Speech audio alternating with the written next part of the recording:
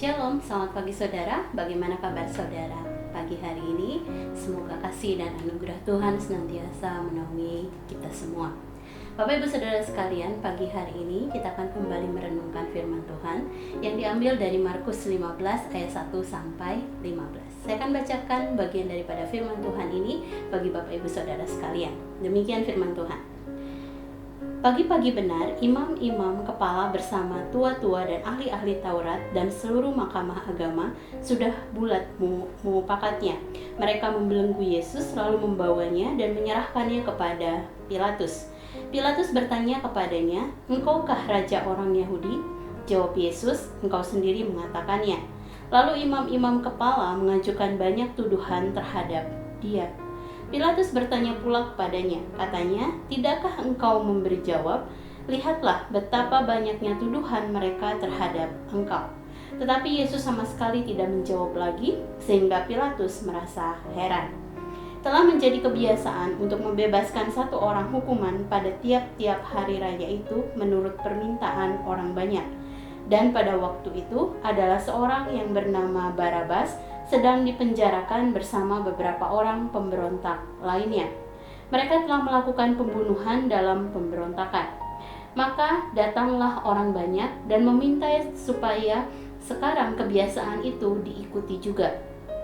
Pilatus menjawab mereka dan bertanya, "Apakah kamu menghendaki supaya kubebaskan raja orang Yahudi ini?" Ia memang mengetahui bahwa imam-imam kepala telah menyerahkan Yesus karena dengki. Tetapi imam-imam kepala menghasut orang banyak untuk meminta supaya Barabaslah yang dibebaskan bagi mereka. Pilatus sekali lagi menjawab dan bertanya kepada mereka, "Jika begitu, apakah yang harus kuperbuat dengan orang yang kamu sebut raja orang Yahudi ini?"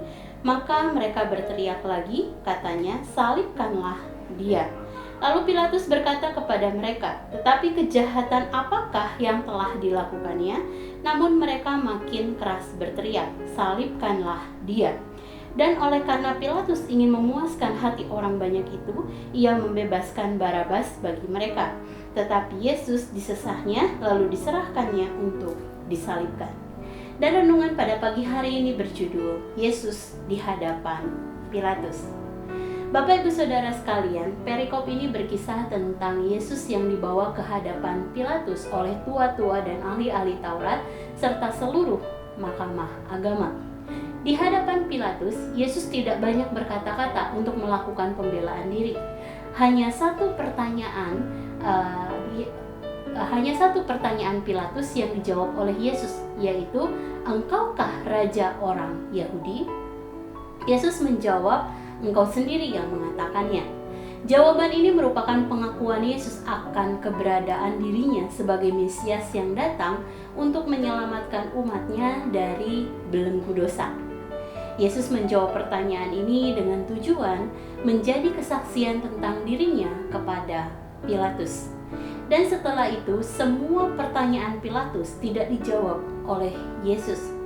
Bahkan ketika Pilatus menegaskan bahwa banyak tuduhan yang dilontarkan oleh tua-tua dan ahli-ahli Taurat, Yesus sama sekali tidak menjawab lagi.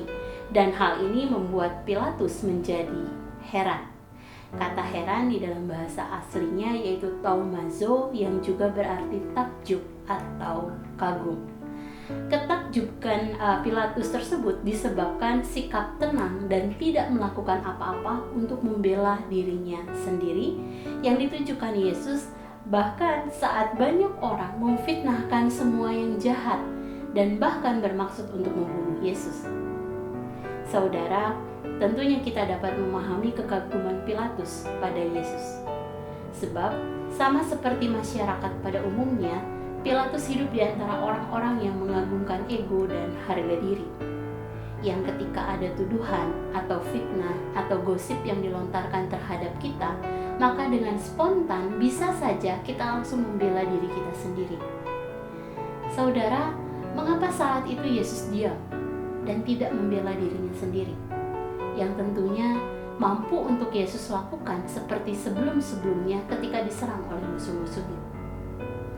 Kita tahu hal ini disebabkan karena Yesus mengetahui bahwa tujuannya yang tertinggi adalah mati bagi semua orang untuk penebusan dosa. Hal ini sama seperti kita. Saat ada fitnah atau gosip atau tuduhan yang menyerang pelayanan, keluarga, atau pekerjaan kita, maka sikap diam merupakan sebuah tindakan bijaksana yang dapat mematikan kedagingan kita dan menumbuhkan buah roh kesabaran dan penguasaan diri.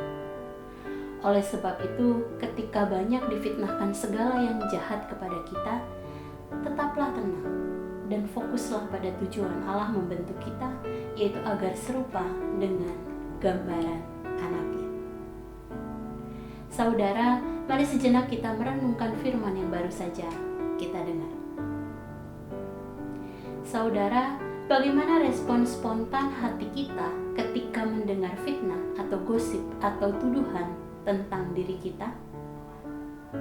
Apakah kita marah atau kembali melontarkan informasi tentang kekurangan orang tersebut, atau memilih menghadapi orang tersebut secara langsung dan memaki-maki orang tersebut? Jika iya, mari tenangkan diri kita sejenak di hadapan Allah. Akui kesalahan kita dan berdoalah meminta kekuatan kepada Allah untuk mengampuni orang tersebut. Percayalah, Allah akan menolong kita untuk bertumbuh dalam buah roh kesabaran dan penguasaan diri.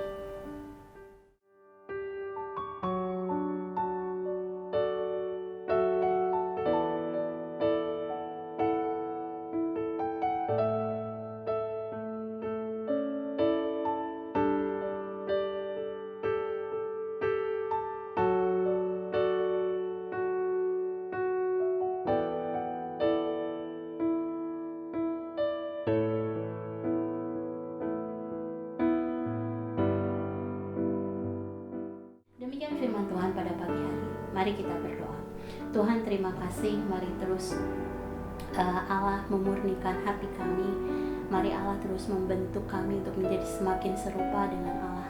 Di mana ketika mungkin ada satu situasi yang Allah izinkan terjadi untuk kami menghadapi mungkin banyak tuduhan, banyak fitnah Tuhan di dalam segala hal yang kami kerjakan, kami percaya Allah akan menolong kami untuk kami tetap bisa bersikap tenang, untuk kami tetap bisa sabar, dan terutama untuk kami tetap bisa menguasai diri kami Tuhan, sehingga kami bisa melihat hal-hal tersebut dari sudut pandang Allah, sehingga kami juga mengetahui apa tujuan Allah mengizinkan hal tersebut terjadi di dalam diri kami Tuhan, atau di dalam kehidupan kami.